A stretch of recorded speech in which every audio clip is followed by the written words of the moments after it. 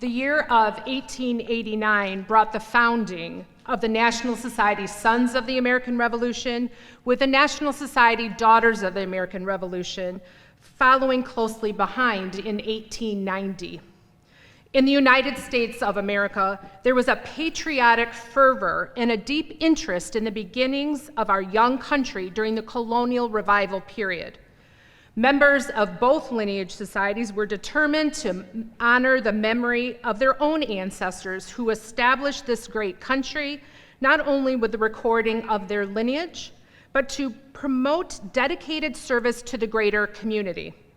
For the past 132 years, the National Society Sons of the American Revolution and the National Society Daughters of the American Revolution have focused on three similar mission areas: to perpetuate the history of our country, remembering the memory and spirit of the men and women who contributed to American independence; to foster education, as George Washington suggested in his farewell address to the American people; to promote, as an object of primary importance, institutions for the general diffusion of knowledge, thus developing an enlightened public opinion; and to honor and maintain the patriotism of our country, promoting those values of the Constitution, the blessings of liberty, and the love of country. Our intention today on National Vietnam War Veterans Day is to demonstrate the strong emphasis of patriotism by our two organizations. On behalf of our state societies, we thank each of you for your service, as well as the families of all who served in the Vietnam War. Good afternoon. In recognition of National Vietnam War Veterans Day, it is only appropriate that we acknowledge Jackson's very own Vietnam Veterans of America, Chapter 109. Would you please stand?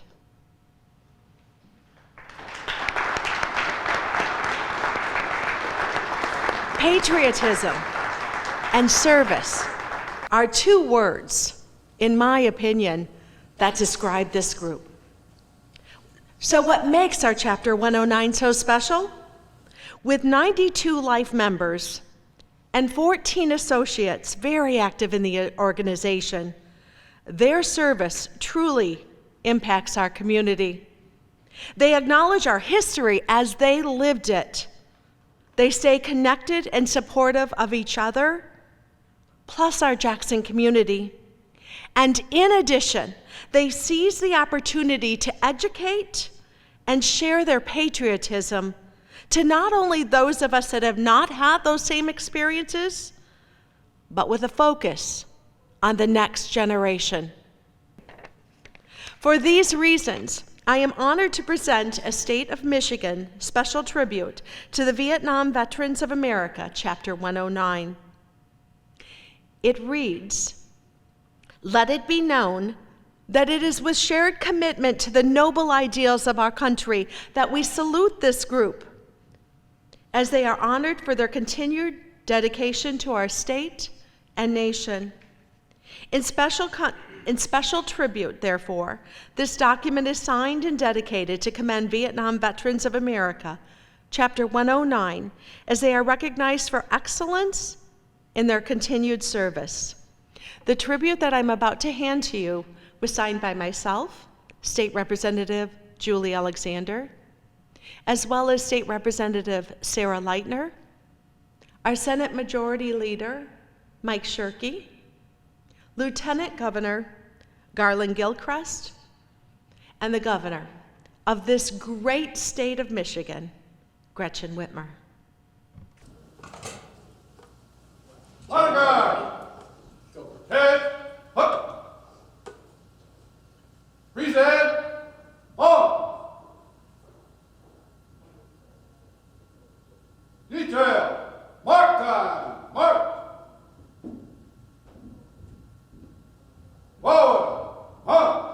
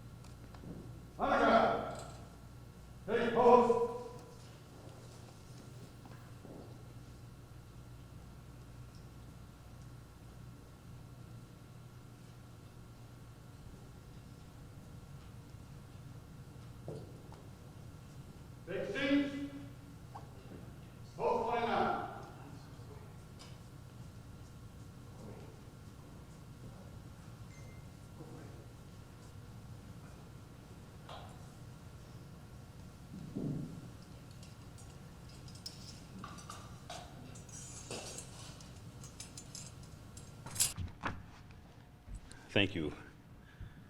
I was going to wear my military uniform today, and for some odd reason, it's been hanging there since I retired, and that closet shrunk it for some. I tried my best to get that thing on it, but nevertheless, I am here, and I am very grateful to be here. First and foremost, it is my honor to be invited here as a keynote speaker on such a worthy event and recognition of our heroes.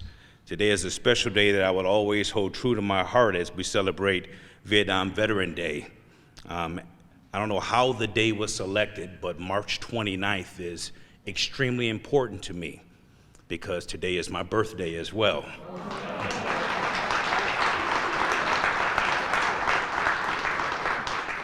Today we come together as American people to honor our Vietnam veterans, thanking those who have worn our nation's uniform and remembering those who have made the ultimate sacrifice.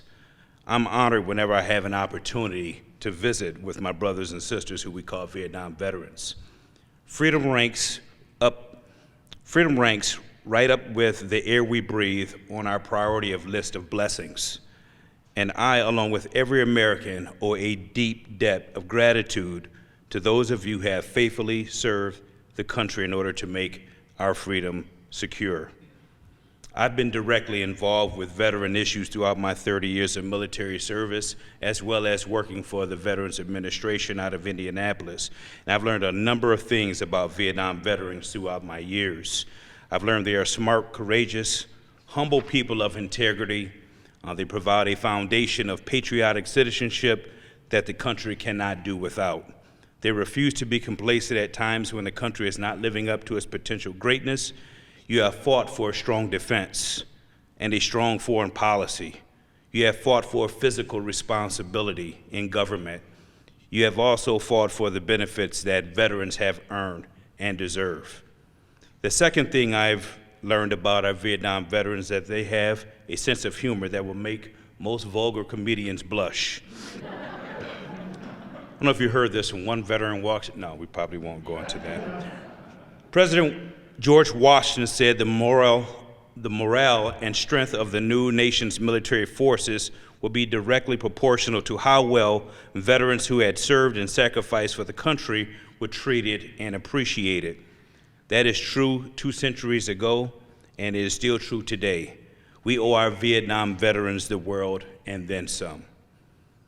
I joined the United States Army at the young age of 18 years old and was a mediocre young man with attitude of just getting by with half-hearted efforts. I had no purpose, I had no direction, and I didn't have any aspirations of being great. That changed dramatically when I got to my first duty station in Fort Ord, California with the 7th Infantry Division. I met a person by the name of Sergeant First Class Dennis Height, who was my platoon sergeant, who was also a Vietnam veteran, who was also a 3-time Purple Heart Medal recipient, who was also an airborne ranger, who also stood 6'4" and chewed nails in the morning while he drank coffee straight out of the kettle, leaped tall buildings and faster than a locomotive. He was Superman to me, no doubt about it. And he had a true disdain for mediocre or lazy soldiers. Now, anyone who serves in the military knows that that platoon sergeant is just that. That is an incredible piece to the United States military, more like a God-looking person. He quickly showed me that my mediocrity had no place in his command, and I would often hear his favorite phrases and pearls of wisdom to me. Simpson, get your butt in gear. Simpson, you're an embarrassment. Simpson, you're not a hero. One other pearl of wisdom that he gave me, and he would say it often, and he stated, and I can hear it in his southern tone right now, if you ain't got time to do it right the first time, then I'll make time for you to do it over and over and over again. And that phrase always stuck with me, and he explained to me one day why it was so important. He simply said, son, we're an forward operating operation that can deploy anywhere in 72 hours. When we hit the battlefield, you may not have one chance to get it right. So you have to get it right the first time or it can cost lives. For over 3 years, I was able to be mentored, coached, disciplined, and observe his leadership through his excellence and experience paradigm. He was a true testament of a fine soldier who lived by the non-commissioned officer creed that no one is more professional than I. His vast experience from Vietnam on what works and what does not work earned him the nickname of Duke. His influence on me 36 years ago gave me the foundation of who I am today, and I am forever grateful. The Vietnam War came and went, leaving behind a great deal of scars on the history of our country. It wasn't because of the men and women who selflessly left the safety of their homes to fight in the war, but rather how we treated them upon their return. Words such as blame, disparage, dishonor, and shame can be used how Americans treated the 2.7 million courageous men and women who fought in Vietnam. They put on a uniform, wore our flag on their shoulder, and traveled across the globe in attempt to, and in part to stop the spread of communism, and those who made it home were denigrated and vilified. Our Vietnam veterans should have been honored, celebrated, and praised for their service and sacrifice. They were not. America failed them. National Vietnam War Day exists to make sure that this never happens again. The Vietnam War generation came from every walk of life and served with much patriotism, integrity, and dignity, as well as generations who came before them. Most volunteered while others were drafted to enter into every one of these brave souls. We say thank you for bravely what you were called to do so we can safely do what we are free to do.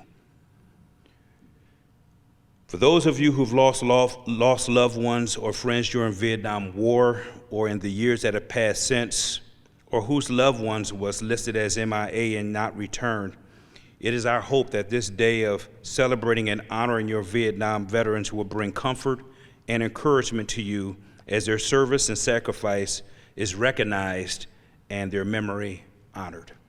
Thank you.